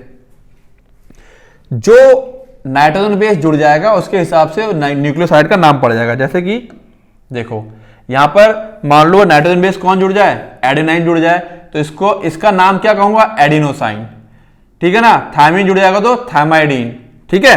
तो इस तरीके से इनकी नेमिंग हो जाएगी। अब आगे adenylic acid, thymidylic acid, guanylic acid, uridylic acid and cytidylic acid are the nucleotide. अब फॉस्फेट जुड़ने के बाद एडेनिन वाला न्यूक्लियोटाइड बनेगा, यानी कि यहां पर अगर ए लगा हुआ है, एडेनाइन लगा हुआ है, इस नाइट्रोजन बेस पे कौन लगा हुआ है, ए लगा हुआ है एडेनाइन, और फॉस्फेट जुड़ गया आकर के, तो इसको मैं इस न्यूक्लियोटाइड का नाम क्या हो जाएगा, क्या हो जाएगा इस न्यूक्लियोटाइड का नाम, एडिनाइलिक एसिड। बात समझ में आ रहा है? तो कई बार क्वेश्चन पूछता है बहुत बेसिक सा, what are the composition of uridylic acid, उसमें लिख के देगा यूरासिल, थायमाइडिन करके ना, बच्चों को पता नहीं होता कि यूरिडाइलिक एसिड क्या है ये। तो बात समझ में आ रही है, क्या है यूरिडाइलिक एसिड, न्यूक्लियोटाइड जो फाइनल मेरा बन गया है उसके अंदर कौन सा नाइट्रोजन बेस लगा हुआ है उसके हिसाब से ये नेमिंग हो रखी है। Nucleic acid like DNA and RNA consist of nucleotides. इनको हम लोग जो डीएनए और आरएनए को हम लोग क्या बोल देते हैं, न्यूक्लिक एसिड, नाम याद रख लो। डीएनए आरएनए को हम लोग न्यूक्लिक एसिड भी कहते हैं, न्यूक्लियस के अंदर पाए जाते हैं और ये एसिडिक होते हैं तो न्यूक्लिक एसिड, ठीक है। कंसिस्ट ऑफ न्यूक्लियोटाइड्स ओनली, इनके अंदर मैं अभी बताया सिर्फ क्या बने होते हैं, न्यूक्लियोटाइड्स होते हैं, ठीक है। किसके बने हुए हैं, एक न्यूक्लियोटाइड, फिर दूसरा, फिर प्रोटीन की चेन लग जाएगी, तो ये सिर्फ और सिर्फ न्यूक्लियोटाइड के बने हुए होते हैं। कौन, आरएनए और डीएनए। ओके, तो साफ साफ कह रहा है nucleic acids like DNA and RNA consist of nucleotides only.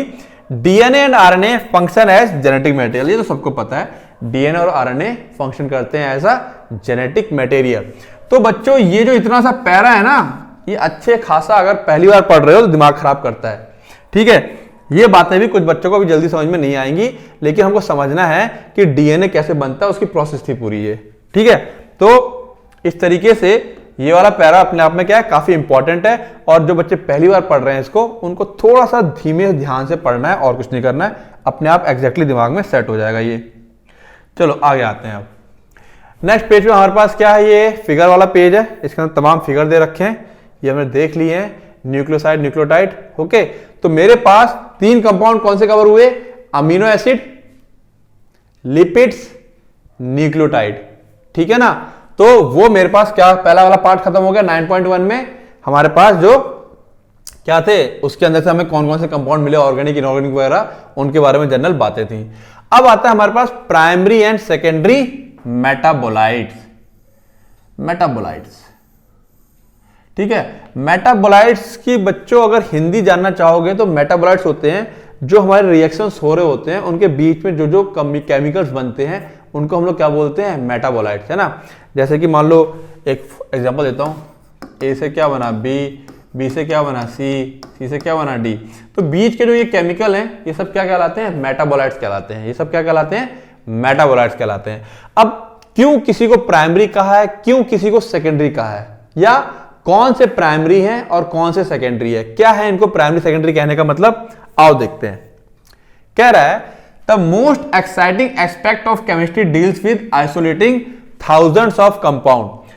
ठीक है, केमिस्ट्री का सबसे ज्यादा जो एक्साइटिंग पार्ट है वो क्या है, उसका डील करना, उसका जानना, आइसोलेट करना थाउजेंड्स ऑफ कंपाउंड। जो थाउजेंड्स ऑफ कंपाउंड को उसने अलग अलग कर लिया, इसमें ये पाया जाता है, इसमें ये पाया जाता है, सीमेंट में ये है, प्लास्टिक में ये है, ये जो केमिस्ट्री की चीज है ये सबसे ज्यादा एक्साइटिंग है। स्मॉल एंड बिग कंपाउंड्स, छोटे हो चाहे बड़े हो, फ्रॉम लिविंग ऑर्गेनिज्म, जो लिविंग ऑर्गेनिज्म से हमें मिल रहे हैं, determining there structure and if possible synthesising them, और अगर संभव हो तो उनको बना लेना। केमिस्ट्री की ये चीज बड़ी इंटरेस्टिंग है, पहली लाइन में बात बोल रहा है। आओ देखें केमिस्ट्री की बात क्यों करने लगा यहां पर बायोलॉजी में। फिर क्या कह रहा है, if one were to make a list of biomolecule. ठीक है, अगर कोई बायोमोलिक्यूल की लिस्ट बनाता है, such a list would have thousands of organic compound, उस लिस्ट में थाउजेंड्स ऑफ ऑर्गेनिक कंपाउंड होंगे, including amino acid, sugars etcetera. ये तो बड़े कॉमन है, इनका तो होना ही है। ठीक है, for reason that are given in section 9.10। अब 9.10 बहुत आगे पहुंचा दिया इन लोगों ने, हम वहां पे नहीं जा रहे। We can call this biomolecule as metabolites. ठीक है ना, अब यहां पे कह रहा है कि जो रीजन दे रखा है इन सेक्शन 9.0, ठीक है, we can call this biomolecule as metabolites. हम इनको क्या नाम दे दिया है, मेटाबोलाइट्स। तो मैंने पहले बताया, हम इसको चाहे ऐसे समझ ले, 9.10 की बात अभी हम नहीं करेंगे, वहां पे क्या लिखा है सिंपल समझ लो, जो मॉलिक्यूल्स हैं ये सब आपस में क्या, आपस में मतलब ये सारे केमिकल्स जो हैं जो हमारी बॉडी में बन रहे हैं या जो बीच में बन रहे हैं, इन सबको हमने क्या नाम दे दिया है, मेटाबोलाइट्स। जो मेटाबॉलिज्म के दौरान बनेंगे उनको हम लोग क्या बोलेंगे, मेटाबोलाइट्स। ऐसा समझ लो कि जो मेटाबॉलिज्म क्या होता है पता है ना, हमारी बॉडी के अंदर जो केमिकल रिएक्शंस हो रही हैं, उन रिएक्शन के दौरान जो केमिकल बनेंगे उनको हम लोग क्या कहेंगे, मेटाबोलाइट्स कहेंगे। ओके, अब क्या कह रहा है, इन एनिमल टिश्यूज, यहां पे आते हैं, one notices the presence of all such categories of compound shown in figure 9.1। ठीक है, जो फिगर 9.1 था, जो जस्ट अभी ना पीछे फिगर देखा ये वाला, ठीक है, ये जो फिगर है 9.1 है ना, ये फिगर दे रखा है फिगर 9.1। तो कह रहा है 9.1 के अंदर जो हमने फिगर के अंदर देखे हैं केमिकल, ठीक है, एनिमल टिश्यू के अंदर ये सारों की मौजूदगी हम लोग देख सकते हैं। These are called primary metabolites. इनको हम लोगों ने क्या नाम दिया है, primary metabolites. However, when one analyzes plant, fungal and microbial cells, one would see thousands of compounds other than these called primary metabolites. Called. अगर हम लोग बात करें जो यहां पर थे, देखा अब प्राइमरी मेटाबोलाइट्स यहां पे क्या कह दिया उसने, यहां पे कोई जिक्र नहीं किया कि किसको बोल दिया उसने, ठीक है ना। अभी आ रहे हैं उस पर भी हम लोग, कि उसने बोला इतना बताया केवल अभी कि इस फिगर में जो पाए गए हैं पीछे, यानी कि जो डीएनए बनाने में हेल्प कर रहे हैं, अमीनो एसिड जो प्रोटीन बनाने में हेल्प कर रहे हैं, ठीक है ना, उनको हम लोगों ने क्या बोल दिया, प्राइमरी मेटाबोलाइट बोल दिया। फिर वो क्या कह रहा है, however when one analyse plant, अगर हम प्लांट को एनालाइज करें, फंगल और माइक्रोबियल सेल्स को एनालाइज करें, one would see thousands of compound, कोई वहां पर थाउजेंड्स ऑफ, कोई भी वहां पर जाकर के थाउजेंड्स ऑफ कंपाउंड्स को देख सकता है, मिल जाते हैं वहां पर। Other than these called primary metabolites, इनके अलावा भी बहुत सारे केमिकल कंपाउंड मिल जाते हैं, जैसे कि alkaloids, flavonoids, rubber, essential oils, antibiotics, coloured pigments, scent, gums, spices, ये सारे केमिकल भी प्लांट्स और इनके अंदर मिलते हैं।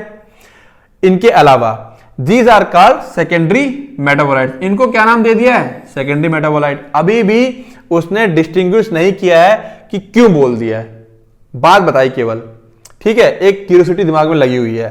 देखें जरा आगे क्या कह रहा है ये। अब कह रहा है ये सेकेंडरी मेटाबोलाइट टेबल 9.3 है ना, pigment, alkaloid, terpene, terpenoid, essential oil, toxin, lecithin, drugs, polymeric substances. अब आगे क्या कह रहा है, while primary metabolites have identifiable functions and play a known role in normal physiological process. देखो बच्चों ये आ गई कहानी। फिजियोलॉजिकल प्रोसेस मतलब सांस लेना, है ना, देखना, पाचन क्रिया, जो नॉर्मल फिजियोलॉजिकल प्रोसेस है हमारी, ठीक है ना, उन सब के अंदर प्राइमरी मेटाबोलाइट्स का आइडेंटिफिएबल फंक्शन, यानी कि उनका फंक्शन देखा गया है कि नॉर्मल फिजियोलॉजिकल प्रोसेस में प्राइमरी मेटाबोलाइट्स की जरूरत पड़ती ही पड़ती है। We do not at the moment understand the role और function of all the secondary metabolites. अब जो सेकेंडरी मेटाबोलाइट्स हैं, गम्स, स्पाइसेस, इनके क्या फंक्शन है कई बार समझ में नहीं आता। इनको हटा भी दो तब भी हम लोग क्या रहते हैं, जिंदा रहेंगे, या फिर प्लांट्स क्या रहेंगे, जिंदा रहेंगे। लेकिन अगर प्राइमरी वाले हटा दिए तो डेथ हो जाती है। अब बात क्लियर हो गई, पहले क्यूरियोसिटी क्रिएट की, बाद में आंसर दे रहा है अभी ये, ठीक है। We do not at the moment understand the role of functions of all the secondary metabolites. हमें कई बार सेकेंडरी मेटाबोलाइट्स सबके फंक्शन नहीं पता चलते हैं in host organism. Host organism मतलब जिसके अंदर वो बनते हैं। अब तुम कहोगे स्पाइसेस और एंटीबायोटिक हमारे लिए फायदेमंद है, लेकिन उसके लिए क्या जरूरत है। स्पाइसेस मसाले जो बन रहे हैं प्लांट के अंदर, क्या उसके लिए जरूरत है भी, वो उसके लिए वेस्ट हो सकता है वो, ठीक है, okay. However many of them are useful to human, लेकिन कई सारे ह्यूमंस के लिए यूजफुल है, ह्यूमन वेलफेयर के लिए। Example rubber, drugs, spices, scents and pigments. Some secondary metabolites have ecological importance in later chapter the and years you will learn more about this. आगे chapters में और सालों में इसके बारे में पढ़ोगे, ठीक है, वो बात की रहेगी। तो ह्यूमन वेलफेयर के लिए कौन से हैं ये बता दी यहां पर। उससे ज्यादा क्या जरूरी हो गई, क्या चीजें हमें दिमाग में सेट करनी है, प्राइमरी मेटाबोलाइट्स क्या होते हैं, सेकेंडरी मेटाबोलाइट्स क्या होते हैं। तो सेकेंडरी मेटाबोलाइट्स जनरली क्या होते हैं, प्लांट, एक तरह से प्लांट के अंदर पाए जाने वो केमिकल जो जनरली प्लांट के लिए एक तरह से वेस्ट रहेगा, ठीक है। प्राइमरी मेटाबोलाइट जो नॉर्मल फिजियोलॉजिकल प्रोसेस करने में हेल्प करते हैं, उनके बिना जिंदगी नहीं चलेगी। बात समझ में आ गई। तो प्राइमरी और सेकेंडरी मेटाबोलाइट क्लियर, ये टेबल लर्न करनी है। बात समझ में आ गई, चलें आगे, ओके। नेक्स्ट देखते हैं हम लोग, आगे आते हैं बायो मैक्रोमोलिक्यूल्स, ठीक है। बायो मैक्रोमोलिक्यूल्स, बायो के अंदर पाए जाने वाले बड़े बड़े मॉलिक्यूल, है ना, मैक्रोमोलिक्यूल नाम दिया गया है। क्या कह रहा है, there is one feature common to all those compounds found in acid soluble pool. एक फीचर कॉमन है सभी में जो पाए गए हैं, किसमें, एसिड सॉल्युबल पूल। याद है, भूल गए, एसिड सॉल्युबल, एसिड इनसॉल्युबल। पलटो फटाफट पन्ने, पलटो, मिला, ठीक है। देख लो अच्छे से, तुरंत यहां पॉज करके पहले दिमाग में देखो क्या था, एसिड सॉल्युबल पूल। फटाफट पॉज करो और देखो पीछे जाकर के, पन्ने पलट करके, ठीक है। क्या कह रहा है, क्या कॉमन है, they have molecular weights ranging from 18 to around 800 dalton approximately. इनका वजन 18 से लेकर के 800 डाल्टन के आसपास रहता है। एक डाल्टन मतलब एक हाइड्रोजन एटम का वेट, एक हाइड्रोजन एटम का वेट, है ना, काफी कम वजन होता है इनका। फिर क्या कह रहा है, the acid insoluble fraction has only 4 types of organic compound. Acid insoluble के अंदर केवल 4 टाइप के ऑर्गेनिक कंपाउंड्स मिल रहे हैं, that is protein, nucleic acid, polysaccharides and lipids. 4 हो गए, ये चारों बड़े बेसिक है हमारे लिए। Okay, these classes of compounds with the exception of lipids, अगर लिपिड्स को छोड़ दिया जाए तो इन चारों कंपाउंड्स का have molecular weight in the range of 10,000 dalton. इन चारों कंपाउंड का वेट लिपिड को छोड़ दें तो उन बाकी तीनों का मोर देन 10,000 के आसपास होता है, 10,000 डाल्टन। बट लिपिड का नहीं होता है। बात समझ में आ रही है? इन चारों में protein, nucleic acid, polysaccharide and lipids, इन चारों में लिपिड को छोड़ दें तो इन तीनों का वेट 10,000 डाल्टन के बराबर है या उससे ज्यादा है, लिपिड को छोड़ करके। फॉर दिस वेरी रीजन, और इसी कारण, biomolecule that is chemical compounds found in living organisms are of 2 types. और इसी वजह से, फॉर दिस वेरी रीजन, इसी वजह से, किस वजह से, कुछ 800 है, 800 के अंडर है और कुछ 10,000 के बाहर हैं। इसी वजह से हमने इनको 2 टाइप में तोड़ दिया है। एक वो which have molecular weight less than 1,000 Dalton, 800 था, हमने उसे 1000 कर दिया। एक वो मॉलिक्यूल जिनका वजन 1000 डाल्टन से नीचे है and are usually referred to as micro molecule. इनको हम लोग क्या बोलते हैं? माइक्रो मॉलिक्यूल, और सिंपली बायोमॉलिक्यूल बोल देते हैं। While those which are, जबकि वो जिनका found in acid insoluble fraction, जो एसिड इंसॉल्युबल फ्रैक्शन में पाए जाते हैं, आर कॉल्ड मैक्रोमोलिक्यूल्स और बायोमैक्रोमोलिक्यूल्स, क्योंकि इनका वजन क्या है? 1000, 10,000 के बराबर है या उससे ज्यादा है। क्लियर? आगे आते हैं। The molecule in insoluble fraction with exception of lipid are polymeric substance. Polymeric मतलब जो पॉलीमराइज होकर के बना है। जैसे कि मैंने बताया, प्रोटीन की बात करें, अमीनो एसिड 1, अमीनो एसिड 2, बहुत सारे अमीनो एसिड से मिल करके क्या बनेगा? जब बहुत सारे मोर देन, है ना, 10,000 अमीनो एसिड आपस में जुड़ जाते हैं तब जाकर के एक प्रोटीन बनता है, पॉलीमराइज हुआ। ठीक है। अब बात करें न्यूक्लिक एसिड की, डीएनए, बहुत सारे न्यूक्लियोटाइड आपस में जुड़ेंगे तब क्या बनेगा? न्यूक्लिक एसिड बनेगा, यानी कि डीएनए बनेगा। इसका मतलब पॉलीमराइजेशन का मतलब क्या हो जाता है? छोटे छोटे मॉलिक्यूल जो एक जैसे होते हैं आपस में जुड़ के एक बड़ी चीज बना लेंगे, तो वो बड़े सब्सटेंस को हम लोग पॉलीमर कहते हैं। क्लियर है? समझाता हूं। देखो ये क्या है, सपोज ये छल्ले हैं, है ना। अभी इनको क्या करोगे? रिंग कहोगे, छल्ले कहेंगे। अगर मैं इन छल्लों को इस तरह से कर दूं, अब तुम कहोगे सर ये तो चेन हो गई, है तो छल्ले ही ना, मिलकर किससे बनी है? छल्लों से मिलकर के चेन बन गई। तो ये कहलाएगा मेरे पास क्या? पॉलीमर। और ये कहलाएंगे क्या? मोनोमर। ठीक है ना। और जो प्रोसेस हुई कन्वर्ट करने की, उस प्रोसेस को मैं क्या कहूंगा? पॉलीमराइजेशन। क्या कहूंगा उसको मैं? पॉलीमराइजेशन। क्लियर है? ओके। क्या कह रहा है फिर आगे? ठीक है, पॉलीमरिक सब्सटेंस, ये सारे क्या है? पॉलीमरिक सब्सटेंसेस है। Then why do lipids whose molecular weight do not exceed 800 dalton come under acid insoluble fraction? कह रहा है लिपिड का वेट तो 800 के नीचे ही है, एक्सेप्शन की बात हो गई थी, है ना, एक्सेप्शन लिपिड है, उसके बावजूद ये लिपिड इनसॉल्युबल फ्रैक्शन में क्यों आया है? लिपिड सॉल्युबल वाले में क्यों नहीं चला गया है? दैट इज मैक्रोमोलिक्यूल फ्रैक्शन में क्यों है ये? इसको तो चले जाना चाहिए था निकल के उसके साथ। तो आंसर है lipids are indeed small molecular weight. Lipids are indeed, indeed मतलब सचमुच, अच्छा गलत लिख दिया, ठीक है तुम लोग लिख लोगे ना, सचमुच। लिपिड्स आर सचमुच, ये वाकई में सचमुच स्मॉल मॉलिक्यूलर वेट होता है इनका। तो फिर यहां क्यों है? आओ देखते हैं। इंडीड सचमुच इनका वेट क्या है? छोटा है ना। And are present not only in such but also arrange into a, कहां चले गए हम लोग? ओके थोड़ा बैक आते हैं हम लोग। क्या कह रहा है? Lipids are indeed small molecular weight. ठीक है ना, इसका वाकई में स्मॉल मॉलिक्यूलर वेट है, स्मॉल मॉलिक्यूलर वेट कंपाउंड्स। ठीक है ना, लाइन जुड़ गई। Lipids are indeed small molecular weight compound and are present not only as such but also arrange into structures like cell membrane. ये ऐसे ही नहीं बल्कि सेल मेम्ब्रेन में भी मौजूद होते हैं एंड अदर मेम्ब्रेन्स, जो अदर मेम्ब्रेन है, लाइसोसोम की मेम्ब्रेन है, माइटोकॉन्ड्रिया की मेम्ब्रेन है, उनमें भी लिपिड्स पाया जाता है। अब उसका रीजन बता रहा है कि क्यों, फिर से समझना।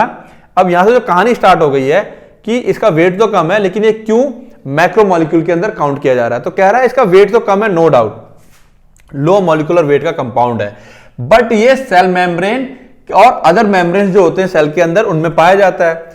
When we grind a tissue, जब उसे हम ग्राइंड करते हैं, we are disrupting the cell structure, cell structure टूट जाएगा, सेल मेम्ब्रेन ब्रेक कर जाएगी, ठीक है।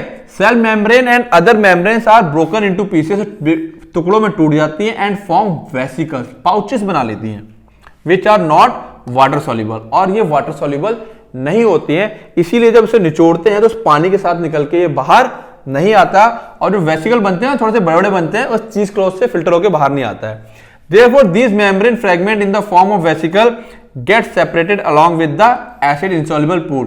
इसीलिए ये मेम्ब्रेन फ्रैगमेंट्स, ये जो वेसिकल्स थे इनको मेम्ब्रेन फ्रैगमेंट्स बोल रहे हैं यहाँ पर, in the form of vesicles, ये जो मेम्ब्रेन टूट गई थी इसे क्रश करते वक्त वेसिकल बन गई हैं, ये क्या हो गई हैं, गेट सेपरेटेड, अलग हो जाती हैं, along with the acid insoluble pool. जो एसिड इंसॉल्युबल पूल है यानी कपड़े के अंदर का जो पार्ट है उसी में ही रह जाती हैं, पानी के साथ निकल के बाहर नहीं आती हैं, यानी कि ट्राइक्लोरोएसिटिक एसिड के साथ बहकर बाहर नहीं आती हैं। And hence the macromolecular fraction, ठीक है, और इसीलिए ये किसमें पाया जाता है, मैक्रोमोलिकुलर फ्रैक्शन में पाया जाता है। Lipids are not strictly macromolecule, lipids macromolecule नहीं है, स्ट्रिक्टली बोले तो वो अपने वजन के अकॉर्डिंग मैक्रोमोलिक्यूल नहीं है, बट रीजन यहां पे दे दिया है, वो सेल मेम्ब्रेन से पाया जाता है, वो डिसरप्चर हो जाती है, टूट जाती हैं, वेसिकल्स बना लेती हैं, और ये वेसिकल्स ट्राइक्लोरोएसिटिक एसिड में इंसॉल्युबल होते हैं तो उसमें घुलते नहीं है, इसीलिए उसके साथ फिल्टर होकर बाहर नहीं आते हैं। क्लियर, आगे आते हैं। अब क्या कह रहा है ये, the acid soluble pool represent रफली द साइटोप्लाज्मिक कंपोजिशन। कह रहा जो एसिड सॉल्युबल पूल है, जो सॉल्युबल वाला पार्ट है, वो रफली, है ना, मोटा मोटा देखिए तो जो साइटोप्लाज्म के अंदर कंपोजिशन है केमिकल का, उसको रिप्रेजेंट कर रहा है। The macromolecules from cytoplasm and organelles become the acid insoluble, और जो मैक्रोमोलिक्यूल्स होते हैं फ्रॉम साइटोप्लाज्म से और ऑर्गेनेल से, यानी कि मैक्रोमोलिक्यूल जो सेल के साइटोप्लाज्म में पाए जाते हैं और सेल की ऑर्गेनेल में पाए जाते हैं, ये क्या बन जाते हैं, बिकम एसिड इंसॉल्युबल हो जाते हैं, है ना, छोटी छोटी बातें, इसमें कुछ खास नहीं है। क्या कह रहा है, the acid soluble pool represent the रफली the cytoplasmic composition. Acid soluble के अंदर लगभग साइटोप्लाज्म का पूरा कंपोजिशन पाया जाता है, और जो मैक्रोमोलिक्यूल्स होते हैं उसमें साइटोप्लाज्म और सेल ऑर्गेनेल्स का इंसॉल्युबल वाला पार्ट चला जाता है, ठीक है। Together they represent the entire chemical composition of living tissue और ऑर्गेनिज्म। दोनों मिलकर के एसिड सॉल्युबल और एसिड इंसॉल्युबल मिलकर के किसी भी लिविंग ऑर्गेनिज्म में टोटल केमिकल कंपोजिशन क्या होता है, टोटल केमिकल क्या पाए जाते हैं, उसको ये रिप्रेजेंट करते हैं। इन समरी, एक छोटा सा समरी ले लें इसकी, तो क्या कह रहा है, if you represent the chemical composition of living tissue from abundance point of view, अगर मैं किसी रिप्रेजेंट करूं, मतलब मैं क्या करूं, मैं रिप्रेजेंट करूं chemical composition of living tissue के केमिकल कंपोजिशन को रिप्रेजेंट करूं from abundance point of view से, अबंडेंस मतलब कौन ज्यादा पाया जाता है, and arrange them class wise, और उसको क्लास वाइज अरेंज कर दूं, वी ऑब्जर्व दैट, हम लोग ऑब्जर्व करेंगे, water is the most abundant chemical in living organism, table 9.4। ये रहा अबंडेंस वाइज उसका क्या पार्ट, कि किस तरीके से ये अबंडेंस वाइज है हमारी बॉडी में या लिविंग सेल्स के अंदर सबसे ज्यादा क्या पाया जाएगा, फिर क्या पाया जाएगा और फिर क्या पाया जाएगा। क्लियर है, ओके, ठीक है। तो आज इसको हम लोग यहां रोक देते हैं, ठीक है, और नेक्स्ट जो हमारे पास स्टार्ट होगा इसमें प्रोटीन, इसको हम लोग नेक्स्ट लेक्चर से करना स्टार्ट करेंगे। तो क्या करना है, लेक्चर को अच्छे से पढ़ के समझना है, कोशिश करना है जो पॉइंट्स इसके अंदर मैंने हिंदी में बताए हैं उसको साथ साथ में बुक में मार्क करते हुए तुम लोगों को चलना है, जिससे कि उसकी हिंदी समझने में दिक्कत ना आए। एक बार अगर एनसीईआरटी की हिंदी समझ में आ गई तो एनसीईआरटी एकदम हलवा हो जाएगी, आसान हो जाएगी। ठीक है ना, तो क्या करते रहना है, एनसीईआरटी याद कैसे करें, कुछ बच्चों के सवाल ये होते हैं, पॉइंट्स निकालते चलो और लिस्ट बनाते चलो उनकी, या फिर नोट टाइप बनाते चलो। ठीक है, ये एनसीईआरटी में मार्क करो और उसको 1 बार 2 बार 3 बार 4 बार बार बार पढ़ते रहिए उसको। ठीक है ना, यानी कि सीधे सा बात है, उसको बार बार क्या करना है, रिवाइज करना है। बिना रिवीजन के बच्चों, एक बात सुन लो, बिना रिवीजन के किसी भी एग्जाम में सिलेक्शन नहीं होगा, और खासकर नीट में तो बिल्कुल भी नहीं, है ना। एनसीईआरटी कम से कम 10 से 20 बार पढ़नी होती है। क्लियर है, तो क्या करना है तुमको, बार बार रिवीजन करना है, एक बार नहीं कम से कम 20 बार। ओके, रिवीजन करोगे अपने आप, एक बार रिवीजन करके देखो, अपने आप सारी जो तुम्हारी प्रॉब्लम्स है वो ऑटोमेटिक क्या हो जाएंगी, दूर हो जाएंगी। क्लियर, तो क्या करना है, रिवीजन करना है। Okay, all the best.